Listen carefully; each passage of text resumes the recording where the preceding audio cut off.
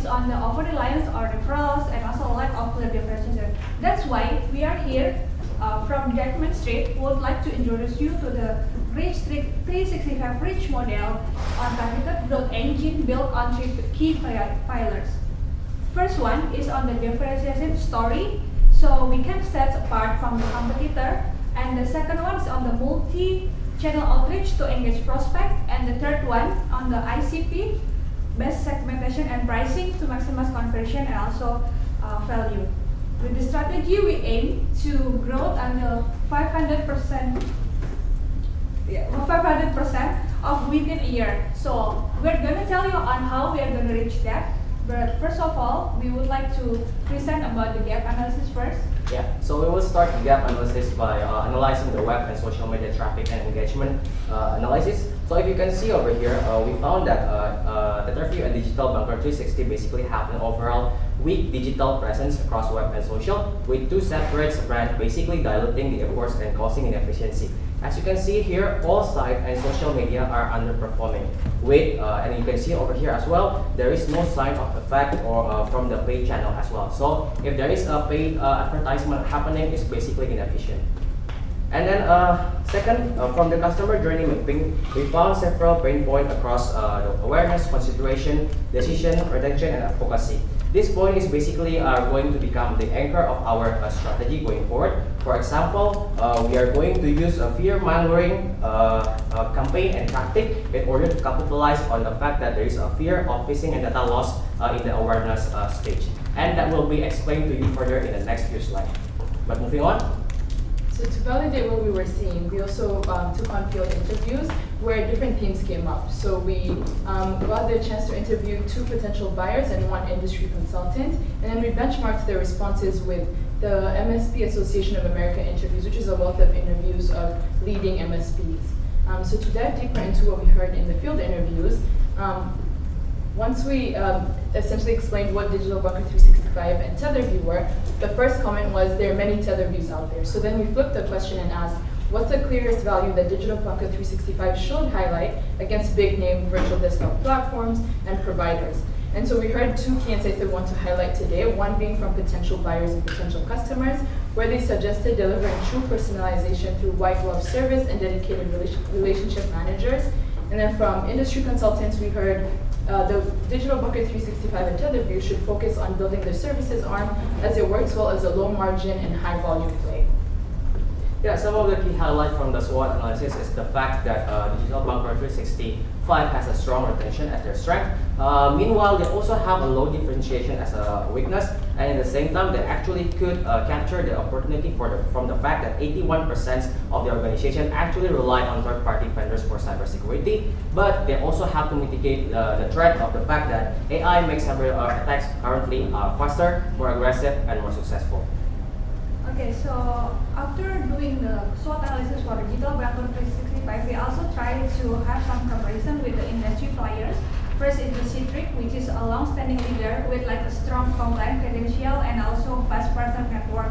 But its deployments usually can be complex, costly, and also not fully turnkey. Also, we are comparing with Azure Virtual Desktop that offers deep Microsoft 365 integration, strong compliance, and global scalability. However, it's also not really turnkey, and also performance can vary based on the region. Then we also compare with one more, which is Nerdio, which excels at Azure cost optimization, offers rapid deployment, and appeals to smaller to medium business organizations, so it's entirely dependent on Microsoft Azure and has more limited brand recognition. Then, on the competitive landscape chart, we see that the Citrix actually leads in the compliance, but it's less flexible due to heavier infrastructure. Azure Virtual Desktop offers strong compliance with better scalability, supported by Microsoft partner, of course, and also Digital Banker stands out for its high security profile and solid scalability, while Nerdio leverages on solid scalability and also to achieve strong automation and compliance to Azure integration. Yeah, Now that we already complete our analysis, let's move on to our recommendation. So our ideal customer profile for digital banker 365 come from the industry of the professional service such as the legal and accounting, and also non-bank financial service such as PE and PC, as well as emerging startups such as biotech. They are mainly located in the tri-state area with the size of having IT budget of less than 10 million US dollars with employee amount of ranging from 10 to 100 employees. They typically have 3 pain points. The first one is the fact that they are not tech savvy and have no capability to manage security. The second one is they have an increased privacy and security concerns. And the third one is they probably have been breached before. The typical decision maker in this ideal customer profiles are the CEO, managing partners, and the CFO. And technographically, they use Microsoft 360 and has a limited in-house staff. From the regulatory level, they have a range from medium low, such as the legal, to medium high. And based on the market insight, we can see over here, this ideal customer profile is basically worth pursuing, especially the professional service, because their client can become our client as well. So back again to the 365 range model. What actually becoming the strength that is lies in our strategy? First, on the channel expansion, we are leveraging the multiple distribution channel and also strategic referral to extend our market reach. This means tapping into partner ecosystem and resellers who already have strong relationship with our target industry. The second one is on the service expansion. We deliver a true white glove experience, ensuring that every client from pre-onboarding until ongoing support, they can have received the very excellent support and order to drive satisfaction and also loyalty. The third one is on the pricing customization. We realize that compliance needs in each company may be varied, and we offer tailored pricing packages and also tiered structure that address specific regulatory requirements while maintaining the competitiveness. And finally, at the heart of this model is actually the ability to deliver peace of mind by combining DB365 deep Microsoft ecosystem expertise with industry-leading security standards, so customers know that they are actually in the safe hands. So diving deeper into the 365 reach model, what is it comprised of? The first pillar is the channel expansion, where we take two paths, one with digital marketing and another one with field marketing. So in digital marketing, we are proposing an account-based marketing campaign that targets the ideal customer profile mentioned earlier, and this will be through consistent content marketing like blogs, case study, and infographics across social media platforms like YouTube, LinkedIn, and the Instagram that we also analyzed. And then with digital marketing, we also do look to promote our Pulse 365 risk snapshot audit as a lead magnet to bring in customers. And we'll get to see the Pulse 365 at a later stage in the presentation.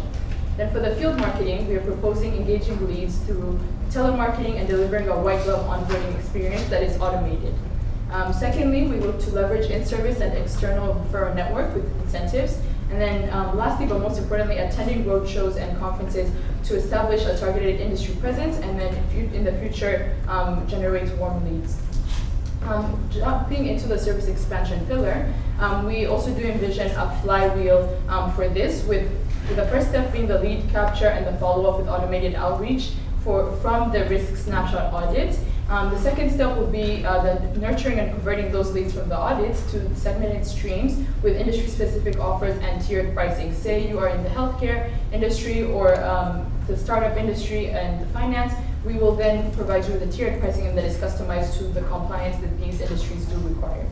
The third step would be onboarding and delighting these companies as customers with CRM-triggered workflows, again for that white glove service experience. The fourth step will be retaining and expanding offerings for existing customers with upselling and renewal campaigns by life cycle stage. And then with this also along the way, we'll offer referral incentives for existing clients.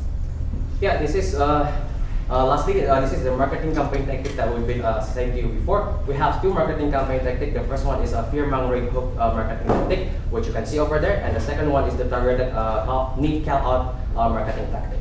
Next. This is basically the diagram of how the overall strategy will work. So across the customer journey, so we have 4 channels that we use, such as the cold call and cold emails, and then we also have event, online ads, and shopping optimizers in the awareness stage. And then for the consideration stage, we are going to use the remaster digitalbanker365.com, where we suggest a new features which we call as a post 365 audit, which is basically a self-assessment system. All of the data that we have been farmed in this lot of channel, we are going to manage it through HubSpot, where those data will be utilized by the account executive to close the deals, and the relationship managers will basically manage the upsell and referral program. Now we are going to move into the prototypes. So this is the prototype. You can visit it in digitalbanker365.reply.app. This is basic. The first thing you will see here is the total security threat block in real time. This is basically to create the urgency. And then we are also going to showcase some explanation and also our value proposition, as well as our trusted client that already existing to basically build trust. And this website basically can be used for two customers, existing and new customers. For the existing, you can basically log in to the dashboard, like here, like we're doing. And we can see the overall security mission controls, which give you real-time security condition inside of your company, such as recent threat detection, identified product protections, device complaints, and you can even download the manuals report if you want to give it to the customers. And for the new customers, basically, we are still going to have a book and evaluation, just like the previous teams. But as you can know, this requires a lot of time commitment. Some people are also like quite introvert, so probably they are going to skip that, and then the data basically just works. So that's why we have a self-assessment here. It's basically the function is to farm as many contacts as possible, so it can be directly being contacted by the account executive later on. And lastly, just to sweeten things up, we also have the LLM chatbot that's basically could interact with you and answer several frequently asked questions. That is basically the prototype. Now we are going to move into our pricing strategy. So the pricing strategy that we are choosing is the tiered pricing because it allows us to penetrate a broader customers. Basically, the base price is starting from $7 per users, which aim for a gross profit margin of at least 34%, and each subsequent tier has a higher base price. The base price is also going to decrease as the number of users increases, and this price will adjust based on the client industry type, because different industry require different compliance, and the risk associated to that industry is also different. Okay, so speaking about our 365 days on year one marketing plan allocates $95K across a balanced mix of inbound and outbound channels to maximize both short-term ROI and also the long-term brand positioning. The largest share goes to events and webinars because we want to achieve the high credibility conversion, and then followed by Google and LinkedIn ads for the rapid reach, HubSpot and marketing automation take into the drive efficient lead nurturing, and then while cold outreach is also budgeted for targeted conversion. And we also included on the content marketing that also involve on the part of the website revamp to boost organic traffic. So over 3 years, when efficiency improves, marketing spend drops while ROI climbs to over 3 times, driven by stronger inbound flow, reduced customer acquisition costs, and also retention lead upselling. This approach ensures that we can scale sustainably while cementing Digital Banker 365 compliant first leadership in the market. Looking to the roadmap and the reach targets with the 365 reach model, the model will be rolled out over 4 quarters, depending on the time of when it's approved, with phased activities as you can see them. So they're segmented into marketing, services, and also the pricing customization, with different activities also detailed. As you can see, some activities go from Q1 to Q4, some go from Q1 to Q3, all with the life cycle of the clients, meeting them where they're at. So with the reach targets, assuming that we're starting with about 1,000 contacts with Telegram and Digital Banker 365, we anticipate the marketing reach growing about 35% over the year, with the services as well reach growing about 67% over the year, and then with the pricing customization, this will allow for doubled reach over the year, so about 100% growth.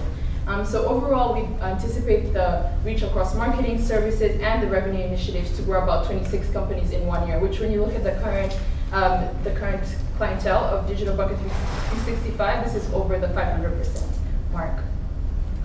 So now Digital Banker 365 with the 365 reach model, this is our new pitch. This is Microsoft 365 upgraded. We set up and run your Microsoft 365 so it's secure, compliant, and tailored to your business with our team of dedicated experts guiding every step. So no tech headaches and no wasted time. And what's in it for the customers? ROI in 90 days, fast, no downtime onboarding, custom pricing for the industry, and the bottom line is we focus on growth while ensure Microsoft 365 works flawlessly for you from day one. And so our call to action today is for approval of the 365 Reach go-to-market model, and then down the line budget allocation, initiating the resource acquisition, and setting a campaign launch date. Thank you very much.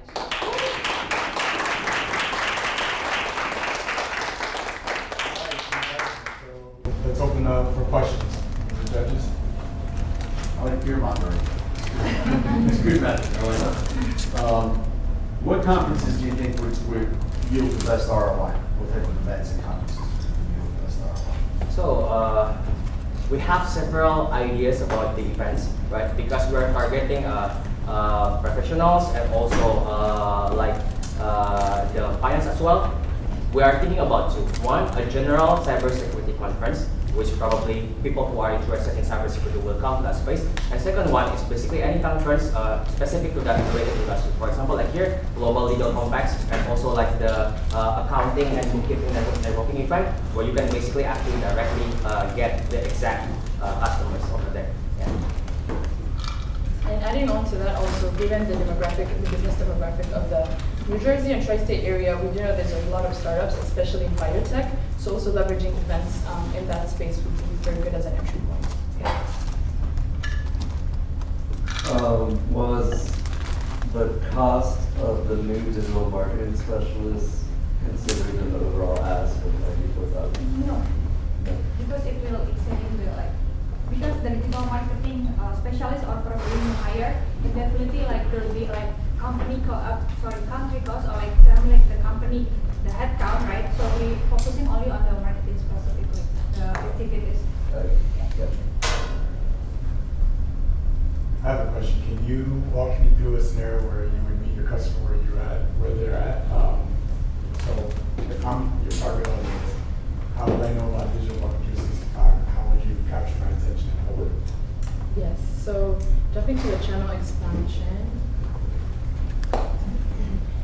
with either you learn about digital marketing 365 digitally, or you meet us at a conference. So with digital marketing, this would be say you come across the Pulse 365 risk snapshot, you enter it, but then you're like, okay, this is too long, but you do see the score. So with the CRM and the HubSpot as well, this will now trigger an automated follow-up for our team to reach back out to you. And so also with our accounts-based marketing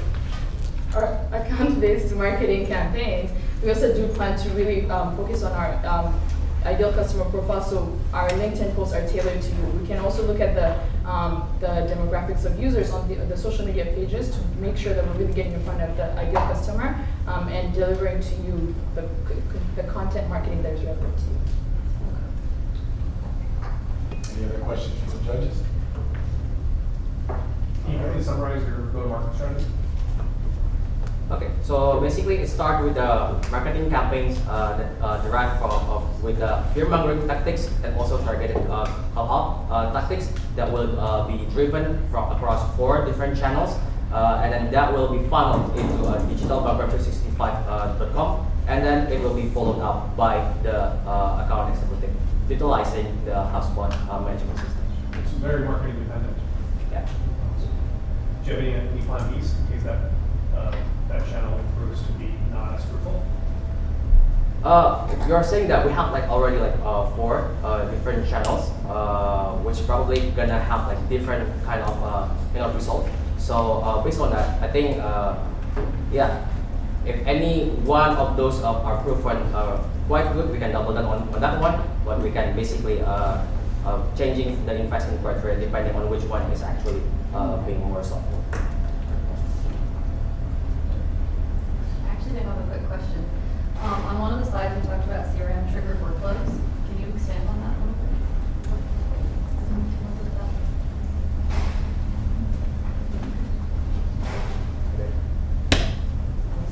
bit? So with onboarding, again, coming back to the idea of the Pulse 365 risk snapshots.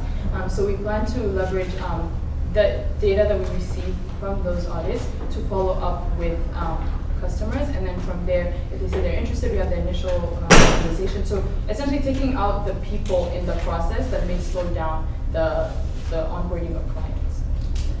Not getting rid of any employees, but just kind of speeding up the process. All right, well, thank you, Team Dyckman. Thank you very much.